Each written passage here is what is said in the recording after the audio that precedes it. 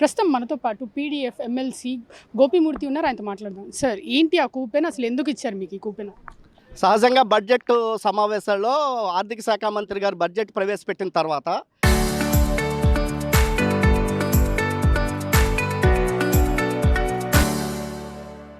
ఈ బడ్జెట్ మీద ఒక సద్విమర్శ చేస్తూ దాన్ని ఫుల్ఫిల్ చేస్తూ దానికి సలహాలు సూచనలు ఇస్తూ ఆ బడ్జెట్ సక్సెస్ఫుల్గా చర్చలు జరిగిన తర్వాత దాని మీద మంత్రి గారు రిప్లై ఇస్తారు. ఆ రిప్లై ఇచ్చిన తర్వాత ఆనవాయితీగా వాళ్ళకి ఏదైతే ఎమ్మెల్యేలకి ఎమ్మెల్సీలకి ఏదో ఒక ఆర్థిక పరమైనటువంటి గిఫ్ట్గానో కూపన్గానో ఇస్తూ ఉంటారు. ఆ దాంట్లో భాగంగానే ఈ రోజున మన రాష్ట్రంలో ఉన్నటువంటి శాసనసభలో ఉన్నటువంటి శాసనసభ్యులు మరియు శాసనమండలి సభ్యులకి ₹1,00,000 విలువ చేసే కూపను, ఈ కూపన్ సంవత్సర కాలం పాటు క్రోమా షాపులో కొనుక్కునే విధంగా వెసులుబాటు కల్పించే విధంగా ఈ కూపన్ ఇవ్వటం జరిగింది. ఇది దీనికి సంబంధించిన కూపన్.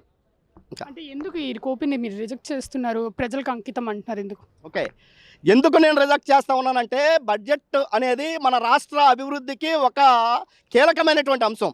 రాష్ట్ర అభివృద్ధి కోసం వివిధ రంగాలకి ప్రభుత్వం కేటాయిస్తున్నటువంటి కేటాయింపులకి సంబంధించినటువంటి లెక్కది. ఆ లెక్క మీద మేము ఇండిపెండెంట్గా ఉన్నటువంటి మేము కావచ్చు, ప్రతిపక్షంగా ఉన్నటువంటి వాళ్ళు కావచ్చు, లేదా అధికార పక్షంలో ఉన్న వాళ్ళు కానీ ఆ మంత్రి గారు ప్రవేశపెట్టినటువంటి బడ్జెట్ మీద డిస్కషన్ చేయాలా, మన ప్రజలకి అనుకూలంగా ఉందా లేదా, ప్రజలకు ఉపయోగపడుతుందా లేదా, కార్మికులకు ఉపయోగపడుతుందా లేదా, వేతన జీవులకు ఉపయోగపడుతుందా లేదా అంటే పలు అంశాలు డిస్కషన్ చేయాలా. అంటే ఉదాహరణగా ఆ బడ్జెట్లో 2023 నుంచి ఇవ్వాల్సినటువంటి పిఆర్సీ ఇవ్వలేనటువంటి పరిస్థితి ఉంది. అంటే ఈ రాష్ట్ర ఉద్యోగ ఉపాధ్యాయులకి పిఆర్సీ కానీ ఐఆర్ కానీ ఆర్థిక బకాయిలకు సంబంధించిన ప్రస్తావన లేదు. కాంట్రాక్ట్ అవుట్సోర్సింగ్ సిబ్బందికి సంబంధించిన రెగ్యులరైజేషన్కి సంబంధించిన ప్రస్తావన లేదు. చిరుద్యోగులు చాలా తక్కువ జీతాలతో పనిచేస్తున్నటువంటి చిరుద్యోగులకి జీతాలకు సంబంధించినటువంటి అంశం లేదు. ఉదాహరణకి పాఠశాలలో ఎండిఎం పనిచేస్తున్నటువంటి వర్కర్స్కి అతి తక్కువ జీతాలు, అదేవిధంగా బాత్రూములు కడుగుతున్నటువంటి ఆయాలకి అతి తక్కువ నెలకి ₹6,000 జీతంతో పనిచేస్తూ ఉన్నారు. ఈ రోజున అంగన్వాడీ ఆశా వర్కర్లకు సంబంధించినటువంటి సమ్మె హామీలకు సంబంధించినటువంటి ఆర్థిక ప్రయోజనాలు, లేదా కౌలు రైతులకు సంబంధించినటువంటి ప్రభుత్వం నుంచి ఆర్థిక సహాయం, లేదా రైతులకు ఇవ్వాల్సినటువంటివి, లేదా పోలవరం నిర్వాసితులకు ఇవ్వాల్సినటువంటి ఆర్ఆర్ ప్యాకేజీ, ఇలా రైతులు అనేక ఇబ్బందులు పడుతూ ఉన్నారు. ఈ రోజున గిట్టుబాటు ధర లేక ఈ రోజున వారి ధర స్థిరీకరణ కేవలం ₹500 కోట్ల మాత్రమే కేటాయించారు. అదేవిధంగా నాడు నేడు పేరు చెప్పి పాఠశాల యొక్క కన్స్ట్రక్షన్ చాలా వేల కోట్ల రూపాయలు ఖర్చు పెట్టిన తర్వాత మధ్యలోనే ఆగిపోయినటువంటి పరిస్థితి ఉంది. అటువంటి అంశాల మీద డిస్కషన్ జరగలేదు, నాకు మాట్లాడే అవకాశం లేదు.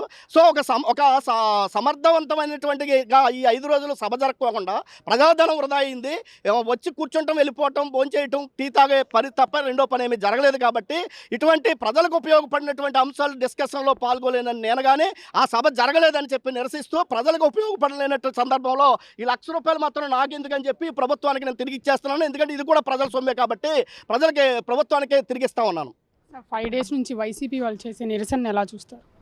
ఎస్, వైసీపీకి సంబంధించిన ప్రతిపక్ష పార్టీ అసెంబ్లీలో వారికి సంబంధించినటువంటి ఎమ్మెల్యేలో లేదా ప్రతిపక్ష హోదా లేదని చెప్పి వాళ్ళు లేరు. అక్కడ అధికార కూటమి ప్రభుత్వమే బడ్జెట్ గురించి మాట్లాడుకుంటాం, డిస్కస్ చేసుకుంటాం, వాళ్ళే చప్పట్లు కొట్టుకుంటాం, ఆమోదం పంచుకుంటాం జరుగుతూ ఉంది.